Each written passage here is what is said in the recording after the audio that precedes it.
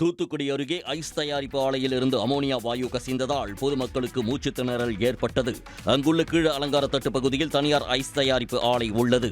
இந்த ஆலையிலிருந்து நேற்று இரவு திடீரென வாயு கசிவு ஏற்பட்டது. இதன் காரணமாக ஆலையை சுற்றியுள்ள மீனவ பகுதி மக்களுக்கு மூச்சு திணறல் ஏற்பட்டது. இதனால் அச்சமடைந்த மக்கள் அலறி அடித்தபடி வேறு பகுதிகளுக்கு ஓட்டம் பிடித்தனர். தனியார் தொழிற்சாலைகள் நிறைய இயங்கிட்டு வருது. குடியிருப்பு பக்கத்தில் நிறைய தொழிற்சாலைகள் இருக்குது. அந்த தொழிற்சாலையிலேருந்து இன்றைக்கி ஒரு விதமான வாடையும் தொண்டை கரகரப்பும் வர்றதாக பொதுமக்கள் புகார் தெரிவித்தாங்க. நாங்கள் எல்லோரும் போய் அந்த பகுதியில் நாங்கள் போய் பார்த்தோம். பார்க்க சொல்லுவது அமோனியா கேஸ் அதில் லீக் ஆகிருக்கு. தகவல் அறிந்து வந்த தீயணைப்புத் துறையினர் அமோனியா வாயு கசிவை கட்டுப்படுத்தினர். ஐஸ் ஆலையை முறையாக பராமரிக்காததே வாயு கசிவுக்கு காரணம் என்று பொதுமக்கள் குற்றம் சாட்டியுள்ளனர். ஈரோடு கீழ்பவானி கால்வாயில் கசிவு ஏற்பட்ட இடம் சீரமைக்கப்பட்டதால் தண்ணீர் திறப்பு வினாடிக்கு 1500 கன அடியாக அதிகரிக்கப்பட்டுள்ளது. கடந்த 31ஆம் தேதி பவானிசாகர் அணையில் இருந்து கீழ்பவானி கால்வாயில் தண்ணீர் திறக்கப்பட்ட நிலையில் மறுதினம் உக்கரம் வண்டிப்பாளையம் என்ற இடத்தில் கால்வாயின் 13வது மைல் பகுதியில் கசிவு ஏற்பட்டது. இதனால் தண்ணீர் நிறுத்தப்படும் நிலை ஏற்படும் என பாசன பகுதி விவசாயிகளிடையே அச்சம் எழுந்தது. இதையடுத்து பழைய கட்டுமானத்தில் ஏற்பட்ட கசிவை சரி செய்யும் பணி கடந்த 3 நாட்களாக நடைபெற்றது. இதனால் அணையில் இருந்து வினாடிக்கு 1000 கன அடி தண்ணீர் மட்டுமே திறக்கப்பட்டது. பணிகள் நிறைவடைந்து கால்வாயில் நீர்க்கசிவு முழுமையாக அடைக்கப்பட்டதை அடுத்து நீர் திறப்பு 1500 கன அடியாக அதிகரிக்கப்பட்டுள்ளது. நீர் திறப்பானது மேலும் அதிகரிக்கப்படும் என்று எதிர்பார்க்கப்படுகிறது. உலக பிரசித்தி பெற்ற மைசூரு தசரா விழாவில் பங்கேற்கும் யானைகளை முகாமில் இருந்து மைசூரு நகரத்திற்கு அழைத்து வரும் கஜா பயணம் விமர்சையாக நடைபெற்றது.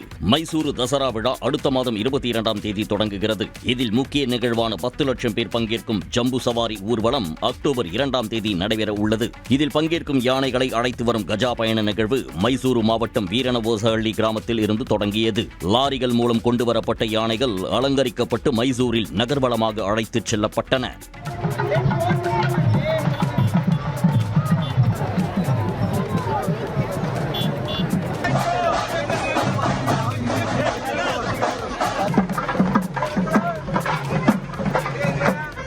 இந்த யானைகளுக்கு தசரா விழாவிற்கான பயிற்சிகள் அளிக்கப்பட்டு விழா முடியும் வரை அரண்மனை வளாகத்தில் பராமரிக்கப்பட உள்ளன. தங்க அம்பாரியை சுமக்கும் கேப்டன் அபிமன்யு உள்ளிட்ட 9 யானைகள் தற்போது அழைத்து வரப்பட்ட நிலையில் 2ஆம் கட்டமாக மேலும் 5 யானைகளை 25ஆம் தேதி அழைத்து வர ஏற்பாடுகள் செய்யப்பட்டுள்ளன. அமெரிக்காவைச் சேர்ந்த பிரபல கார் தயாரிப்பு நிறுவனமான டெஸ்லா இந்தியாவில் தனது 2வது ஷோரூமை டெல்லியில் திறக்க உள்ளது. இந்த ஷோரூம் டெல்லி விமான நிலையம் அருகே உள்ள ஏரோசிட்டி பகுதியில் வரும் 11ஆம் தேதி திறக்கப்பட உள்ளது. இது விற்பனைக்கான ஷோரூம் இல்லை என்றும் டெஸ்லா மாடல் கார்களை பார்வையிடுவதற்காக திறக்கப்பட்டுள்ளது எனவும் தெரிவிக்கப்பட்டுள்ளது. இதன் மூலம் டெஸ்லா கார்களில் உள்ள தொழில்நுட்பத்தை மக்கள் தெரிந்து கொள்ளலாம் என்றும் விளக்கம் அளிக்கப்பட்டுள்ளது. டெஸ்லா கார் நிறுவனம் தனது முதல் ஷோரூமை கடந்த ஜூலை மாதம் 15ஆம் தேதி மும்பையில் திறந்தது. இந்தியாவில் மாடல் Y SUV கார்களை விற்பனை செய்ய உள்ளது. 2 வேரியன்ட்டுகளில் வரும் இந்த கார்களின் ஆரம்ப விலை 60 லட்சம் ரூபாயாக நிர்ணயம் செய்யப்பட்டுள்ளது. தேசிய ஜனநாயக கூட்டணியில் இருந்து 2019ஆம் ஆண்டே தேமுதிக வெளியேறிவிட்டதாக அக்கட்சியின் பொதுச் செயலாளர் பிரேமலதா விஜயகாந்த் தெரிவித்துள்ளார். பட்டாபிராமில் தேமுதிகவின் பூத் கமிட்டி உறுப்பினர்கள் ஆலோசனைக் கூட்டம் நடைபெற்றது. இதில் கலந்து கொண்ட பின்னர் அவர் செய்தியாளர்களை சந்தித்தார். கூட்டணி குறித்து கடலூர் மாநாட்டில் அறிவிக்கப்படும் என்று கூறிய பிரேமலதா தேமுதிக அங்கம் வகிக்கும் கூட்டணி அமோக வெற்றி பெறும் என்றார். தேசிய ஜனநாயக கூட்டணியில் தற்போது தாங்கள் இல்லை என்றும் அவர் குறிப்பிட்டார். நாங்க என்டிஏல இருந்து எப்பயோ வெளியே வந்தோம். 2019 தேர்தல்லையே இல்ல நம்ம அவங்களோட கூட்டணியில, சரிங்களா? அதனால அவங்க என்னுடைய தோழி தான். அவங்க என்னைய மைண்ட் பண்ணி சொல்லியிருக்க மாட்டாங்க, வேற யாரையாவது சொல்லியிருப்பாங்க. அது தெரியல எனக்கு, நான் பார்க்கல. நீங்க சொல்றீங்க அது துரோகமே கிடையாது. நாங்க 2019 என்டிஏ அலையன்ஸ்ல இருந்து நாங்க வெளியே வந்துட்டோம். வட இந்திய மக்களுக்கு அவர்களது சொந்த ஊரில்தான் ஓட்டுரிமை இருக்க வேண்டுமே தவிர தமிழ்நாட்டில் ஓட்டுரிமை இருந்தால் அது கண்டிக்கத்தக்கது என்றார். பாமக நிறுவனர் மருத்துவர் ராமதாஸின் தைலாபுரம் தோட்டத்து சிசிடிவிகள் ஹேக் செய்யப்பட்டுள்ளதாக குற்றச்சாட்டு எழுந்துள்ளது.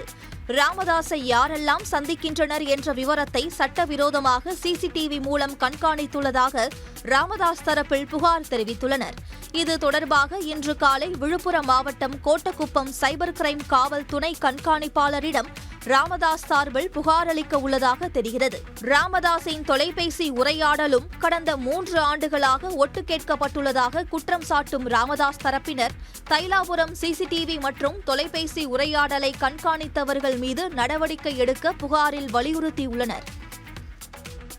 கோடைக்கானல் ஏரியிலிருந்து தொடர்ந்து நீர்க்கசிவு ஏற்பட்டு வருவதால் ஏரியின் நீர் இருப்பு கணிசமாக குறைந்து வருவதாக அப்பகுதி மக்கள் தெரிவித்துள்ளனர். ஏரியில் படகு சவாரிக்கு நாள்தோறும் ஏராளமான சுற்றுலாவாசிகள் வந்து செல்கின்றனர். சுற்றியுள்ள சிறு குறு வியாபாரிகளின் வாழ்வாதாரமும் ஏரிக்கு வரும் சுற்றுலா பயணிகளை சார்ந்தே இருக்கிறது. இந்நிலையில் ஏரியின் மதகுகள் முழுமையாக அடைக்கப்பட்டிருந்தாலும் நீர்க்கசிவு ஏற்பட்டு ஏரியின் நீர் இருப்பு தினந்தோறும் குறைந்து வருவதாக அப்பகுதிவாசிகள் தெரிவிக்கின்றனர். நீர்க்கசிவை கண்டறிந்து சீர் செய்ய தவறினால் ஏரி வற்றும் நிலை ஏற்படும் என்பதால் மாவட்ட நிர்வாகம் விரைந்த நடவடிக்கை எடுக்க கோரிக்கை விடுத்துள்ளனர். பல்வேறு தொழில் செய்யக்கூடிய ஆயிரக்கணக்கான மக்களுடைய வாழ்வாதாரம் இதை மட்டுமே நம்பி இருக்குது. எனவே உடனே ரொம்ப அவசர கதியில போர்க்கால அடிப்படையில் இந்த கசிவை உடனே கண்டுபிடிச்சு தடுத்து நிறுத்துவதற்கு தமிழக அரசு உடனடியாக ஆவணம் செய்யணும். குறிப்பாக திண்டுக்கல் மாவட்ட நிர்வாகத்துக்கு ஒரு பெரிய வேண்டுகோள் வைக்கிறோம். ஆடி மாதத்தை முன்னிட்டு திருவாரூர் மாவட்டம் திருநாட்டியத்தான்குடி மாணிக்கவண்ணர் கோயிலின் நடவு திருவிழா மிக விமர்சையாக நடைபெற்றது. ஆடி கேட்டை நட்சத்திர நாளை ஒட்டி கோயிலில் சிறப்பு வழிபாடு நடைபெற்றது. தொடர்ந்து கோயிலில் இருந்து இறைவன் இறைவி வேடமிட்ட சிறுவர்கள் நெல் நாற்றுகளை கைகளில் ஏந்தி கோயிலை சுற்றி வழிபட்டனர். நடவு திருவிழாவை ஒட்டி அலங்கரிக்கப்பட்ட மாணிக்கவண்ணர் மற்றும் மங்களாம்பிகை தேரும் இறைவன் இறைவி வேடமிட்ட சிறுவர்களும் கைகளில் கலப்பை மற்றும் நெல் நாற்றுடன் கோயிலை சுற்றி வீதிகளில் வலம் வந்த பின் வயலுக்கு சென்றடைந்தனர். பின்னர் விவசாயிகளும் பக்தர்களும் வயலில் நடவு நட்டு ஆடி மாத நடவு திருவிழாவை கொண்டாடினர். திருப்பதி ஏழுமலையான் கோயிலில் பக்தர்களிடம் செயின் பறிப்பில் ஈடுபட்டு வந்த வடமாநில கும்பலை போலீசார் கைது செய்தனர். ஏழுமலையான் கோயிலில் கூட்ட நெரிசலில் பக்தர்களிடம் தங்கச் செயின், தாலி உள்ளிட்ட நகைகள் திருடு போகும் சம்பவங்கள் கடந்த சில மாதங்களாக அதிகரித்துள்ளதாக புகார் எழுந்தது. குறிப்பாக சமுதாய கூடத்தில் தூங்கிக் கொண்டிருந்த பெண்ணின் கழுத்தில் இருந்து சுமார் 6 சவரன் தங்கச்செங்கிலி திருடு போனதும், கொடிமரம் அருகே பெண்ணின் கழுத்தில் இருந்து தாலியை திருடிச் சென்றது தொடர்பான சிசிடிவி காட்சிகள் போலீஸ் விசாரணையில் கிடைத்தது. அதில் உள்ள நபர்களின் அடையாளங்களை வைத்து போலீசார் தேடுதல் வேட்டையில் ஈடுபட்டிருந்த நிலையில் மகாராஷ்டிராவைச் சேர்ந்த 6 பேர் கொண்ட கும்பலை திருப்பதியில் வளைத்து பிடித்தனர். மேலும் பிடிபட்ட வடமாநில கொள்ளை கும்பலிடமிருந்து 8 லட்சம் ரூபாய் மதிப்புடைய 87 கிராம் தங்க நகைகள் மற்றும் காரை போலீசார் பறிமுதல் செய்தனர். சாத்தான்குளம் தந்தை மகன் கொலை வழக்கில் அப்ரூவராக அனுமதிக்க கோரிய காவல் ஆய்வாளர் ஸ்ரீதரின் மனுவை மதுரை மாவட்ட நீதிமன்றம் தள்ளுபடி செய்தது. மாநிலம் முழுவதும் பரபரப்பை ஏற்படுத்திய சாத்தான்குளம் ஜெயராஜ் பெனிக்ஸ் கொலை வழக்கில் சிறையில் உள்ள காவல் ஆய்வாளர் ஸ்ரீதர் தன்னை அப்ரூவராக அனுமதிக்க கோரி கடந்த 2 வாரங்களுக்கு முன் மதுரை மாவட்ட நீதிமன்றத்தில் மனு தாக்கல் செய்திருந்தார். தனது தரப்பு வாதத்தை 17 பக்கம் கொண்ட மனுவாக ஸ்ரீதர் தரப்பு நீதிமன்றத்தில் தாக்கல் செய்திருந்த நிலையில் ஸ்ரீதரை அப்ரூவராக அனுமதிக்க ஜெயராஜ் பெனிக்ஸ் குடும்பத்தினர் கடும் எதிர்ப்பு தெரிவித்தனர். இருதரப்பு வாதங்களையும் கேட்ட பின் காவல் ஆய்வாளர் ஸ்ரீதர் அப்ரூவராக அனுமதிக்க கோரிய மனுவை நீதிபதி முத்துக்குமரன் தள்ளுபடி செய்து உத்தரவிட்டார். கன்னியாகுமரி மாவட்டம் தக்கலை அருகே 17 வயது சிறுவனுக்கு பாலியல் தொல்லை கொடுத்த பாதிரியார் கைது செய்யப்பட்டுள்ளார். கிருபாசனம் என்ற பெயரில் கிறிஸ்துவ சபை ஒன்று செயல்பட்டு வருகிறது. சபையின் பாதிரியாரான 55 வயது வர்கீஸ் என்பவர் பாடசாலை வகுப்பிற்கு வந்த 17 வயது சிறுவனுக்கு பாலியல் தொல்லை கொடுத்ததாக தெரிகிறது. இதுகுறித்து சிறுவன் கூறியதை அடுத்து உறவினர்கள் தக்கலை காவல் நிலையத்தில் புகார் அளித்தனர். அதன் அடிப்படையில் போலீசார் போக்சோ சட்டத்தின் கீழ் வழக்கு பதிவு செய்து பாதிரியார் வர்கீஸை கைது செய்தனர். கும்பகோணம் அரசு பொது மருத்துவமனை அருகே இலவமரம் முறிந்து உயர் அழுத்த மின்கம்பிகளின் மேல் விழுந்ததால் பரபரப்பு ஏற்பட்டது. கும்பகோணத்தில் மாலை நேரத்தில் பலத்த காற்றுடன் மிதமான மழை பெய்தபோது இலவமரம் ஒன்று முறிந்து உயர் அழுத்த மின்கம்பிகளுக்கு மேல் விழுந்தது. இதனால் 3 உயர் அழுத்த மின்கம்பிகள் அருந்து அவ்வழியாக சென்ற ஆட்டோ மீதும் அருகில் உள்ள நீர்நிலையிலும் விழுந்தன.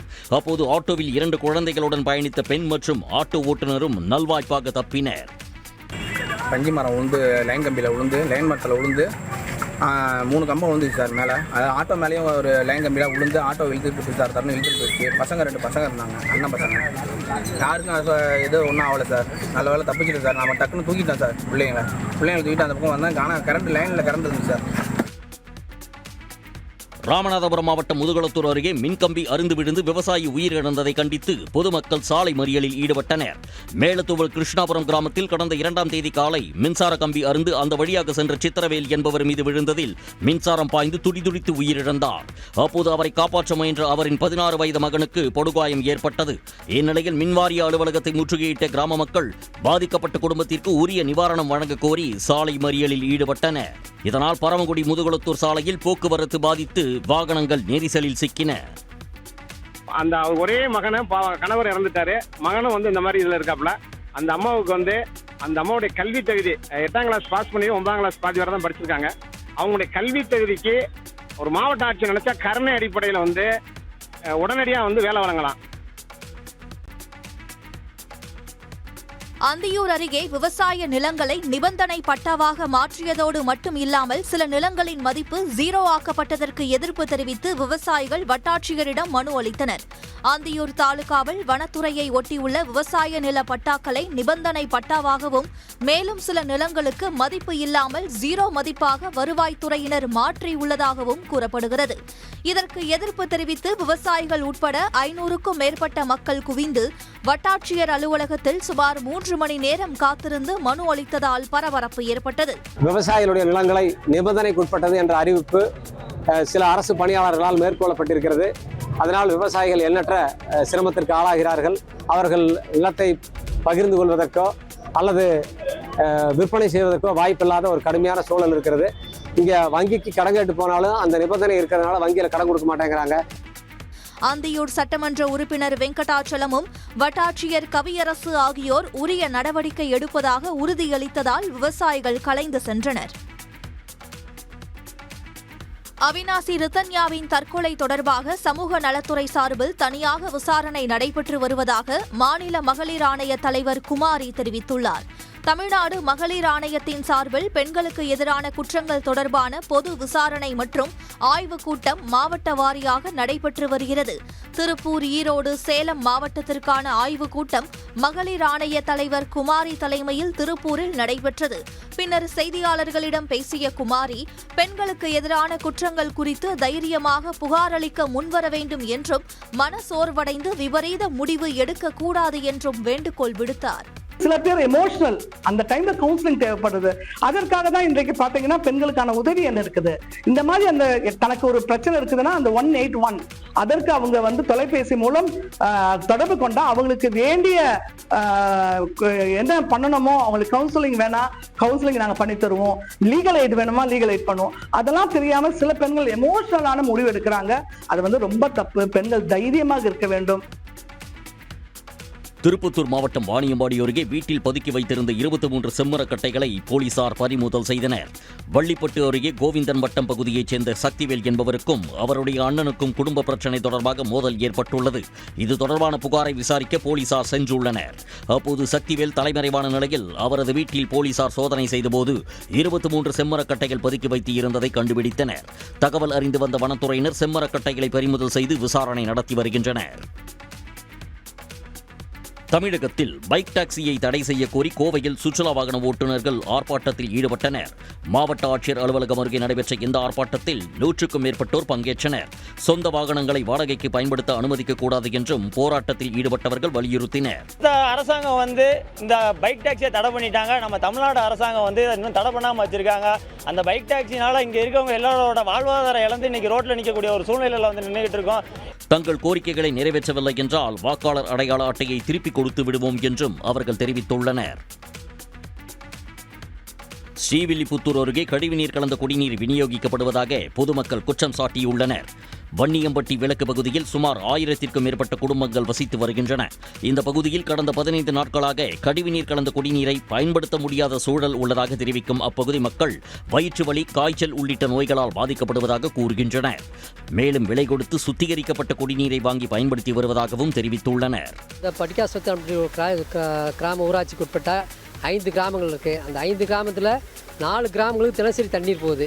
இந்த வீட்டு வசதி வாரிய குடியிருப்புக்கு மட்டும் 15 நாளைக்கு ஒருக்கா 10 நாளைக்கு ஒருக்கா தண்ணி வருது.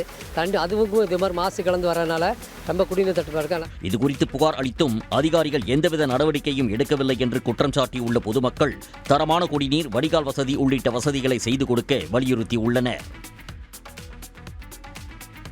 சேலம் மாவட்டம் தம்மம்பட்டி அருகே பெரிய பக்களம் பேருந்து நிறுத்தம் பகுதியில் 100க்கும் மேற்பட்ட மலைவாழ் மக்கள் நூதன போராட்டத்தில் ஈடுபட்டனர்.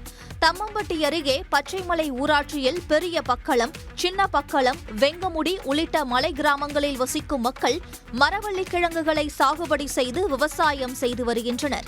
தற்போது மரவள்ளி கிழங்குகளை அறுவடை செய்யும் பணி தொடங்கப்பட்டுள்ளது. இந்த நிலையில் அறுவடை செய்யும் மரவள்ளி கிழங்குகளை கொண்டு செல்வதற்கான லாரி வாடகையை குறைக்கவும், மரவள்ளி கிழங்குக்கு டன் ஒன்றிற்கு 15,000 ரூபாய் விலை நிர்ணயம் செய்து அரசே கொள்முதல் செய்யவும் வலியுறுத்தினர். இந்த கோரிக்கைகளை வலியுறுத்தி 100க்கும் மேற்பட்ட மலைவாழ் மக்கள் 2 அரசு பேருந்துகளை சிறைப்பிடித்தும் கண்களில் கருப்பு துணி கட்டி கையில் தட்டுகளை ஏந்தியபடி போராட்டத்தில் ஈடுபட்டனர். உடனே வந்து எங்கள் விவசாயிகளுடைய நலன் காத்து உடனடி பேச்சுவார்த்தைக்கு லாரி உரிமையாளர் சங்கத்தை அழைச்சு, விவசாய சங்கத்தை அழைச்சு ஒரு சுமூகமான தீர்வு எடுத்து எங்களுடைய மரவள்ளி கிழங்கு அறுவடை பண்றதுக்கு உரிய நடவடிக்கை தமிழக அரசு எடுக்கணும்னு சொல்லி தாழ்மையான வேண்டுகோள் வைக்கிறேன். உரிய நடவடிக்கை எடுப்பதாக வருவாய்த்துறையினர் உறுதியளித்ததை தொடர்ந்து மக்கள் கலைந்து சென்றனர். பாமக நிறுவனரான தனது தந்தை ராமதாஸை எதிர்த்து புறப்பட்டிருக்கும் அன்புமணி அரசின் திட்டங்கள் மற்றும் பணிகள் குறித்து விவரம் தெரிந்தவர்களிடம் கேட்டு தெரிந்து புள்ளி விவரங்களுடன் பேச வேண்டும் என நீர்வளத்துறை அமைச்சர் துரைமுருகன் அறிவுறுத்தியுள்ளார். வேலூர் பொதுக்கூட்டத்தில் பேசிய அன்புமணி பாலாற்றில் ஒரு தடுப்பணையாவது திமுக அரசு கட்டியதுண்டா என சாடியிருந்தார். அன்புமணிக்கு பதிலறிக்கை வெளியிட்டுள்ள அமைச்சர் துரைமுருகன், திமுக ஆட்சி காலங்களில் தான் அமைச்சராக இருந்து பல்வேறு ஆறுகளில் கட்டப்பட்ட தடுப்பணைகளை பட்டியலிட்டு பதிலடி கொடுத்துள்ளார். குறிப்பாக பாலாறு, கவுண்டன்யா நதி, பொன்னையாறு, பாம்பாறு, கொசஸ்தலையாறு, அகரமாறு, மலட்டாறு, வெள்ளக்கல் கானாறு மற்றும் கண்ணாற்றில் மொத்தமாக 16 இடங்களில் தடுப்பணைகளை கட்டியதாக குறிப்பிட்டுள்ளார். மேலும் தற்போது அம்பலூர், பாப்பனப்பள்ளி, செங்குனிகுப்பம், அம்முண்டி, வெப்பாலை உள்ளிட்ட இடங்களில் தடுப்பணை கட்டுமான பணிகள் நடைபெற்று வருவதையும் சுட்டிக்காட்டியுள்ளார். பாமகவை சேர்ந்த அன்புமணி கூறிய தவறான குற்றச்சாட்டுகளில் இருந்து அவருக்கு கொஞ்ச நஞ்ச விவரம் கூட தெரியாது என்பதை நிரூபித்து விட்டதாகவும் அமைச்சர் துரைமுருகன் சாடியுள்ளார். தெற்கு ரயில்வேயின் வந்தே பாரத் ரயில்களில் ரயில் புறப்படுவதற்கு 15 நிமிடம் முன்பு வரை பயணிகள் டிக்கெட் முன்பதிவு செய்யும் வசதி அறிமுகப்படுத்தப்பட்டுள்ளது. வழக்கமாக எக்ஸ்பிரஸ் ரயில்களில் ரயில் புறப்படுவதற்கு சில மணி நேரம் முன்னர் பயணிகள் அட்டவணை தயார் செய்யப்பட்ட பின் டிக்கெட் முன்பதிவு செய்ய இயலாது. தற்போது வந்தே பாரத் ரயில்களில் விமானத்தில் கரப்பான் பூச்சிகள் இருந்ததாக வந்த புகாரை தொடர்ந்து பயணிகளிடம் ஏர் இந்தியா விமான நிறுவனம் மன்னிப்பு கோரியுள்ளது. சான் பிரான்சிஸ்கோவில் இருந்து மும்பைக்கு வந்த விமானத்தில் கரப்பான் பூச்சிகள் இருந்ததை கண்ட பயணிகள் இது தொடர்பாக விமான ஊழியர்களிடம் புகார் தெரிவித்தனர். இதனைத் தொடர்ந்து புகார் அளித்த இருவருக்கு மாற்று இருக்கை வழங்கப்பட்டது. இது தொடர்பாக விளக்கம் அளித்துள்ள ஏர் இந்தியா நிறுவனம், விமானம் முழுமையாக சுத்தம் செய்யப்பட்ட போதிலும் சில கரப்பான் பூச்சிகள் நுழைந்ததாகவும் புகார் வந்தவுடன் விமானம் சுத்தம் செய்யப்பட்டதாகவும் தெரிவித்துள்ளது. மேலும் பயணிகளுக்கு ஏற்பட்டுள்ள சிரமத்திற்கு மன்னிப்பு கோருவதாகவும் ஏர் இந்தியா நிறுவனம் தெரிவித்துள்ளது. பாகிஸ்தான் முன்னாள் கிரிக்கெட் வீரர் அப்துல் ரசாக்குடன் ரகசிய திருமணம் ஆகிவிட்டதாக சமூக வலைதளங்களில் பரவிய செய்திகளுக்கு நடிகை தமன்னா காட்டமாக பதிலடி கொடுத்துள்ளார். இந்திய கிரிக்கெட் வீரர் விராட் கோலியுடனும் பாகிஸ்தான் முன்னாள் கிரிக்கெட் வீரர் அப்துல் ரசாக்குடனும் தம்மை சமூக வலைதளங்களில் இணைத்து பேசியது அருவருப்பானது என்று அவர் குறிப்பிட்டுள்ளார். முன்னாள் காதலர் விஜய் வர்மாவுடன் காதலில் விழுவதற்கு முன்பு தமன்னா குறித்து இதுபோன்ற செய்திகள் பரவின. அது தொடர்பாக தற்போது ஊடகம் ஒன்றுக்கு பேட்டியளித்த நடிகை தமன்னா 2013ஆம் ஆண்டு ஒரு ஷாம்பு விளம்பரத்தில் தானும் விராட் கோலியும் நடித்ததாக சுட்டிக்காட்டினார். அதேபோல் விளம்பரம் ஒன்றில் அப்துல் ரசாக்குடன் தோன்றிய பின்னர் மீண்டும் அவர்களை நேரில் பார்க்கவில்லை என்று தமன்னா விளக்கம் அளித்தார். இவர் இந்த ஆண்டு துவக்கத்தில் தனது காதலர் விஜய் வர்மாவை பிரிந்தது குறிப்பிடத்தக்கது. உடனுக்குடன் செய்திகளை தெரிந்து கொள்ள சன் நியூஸ் பெல் ஐகானை கிளிக் பண்ணுங்க.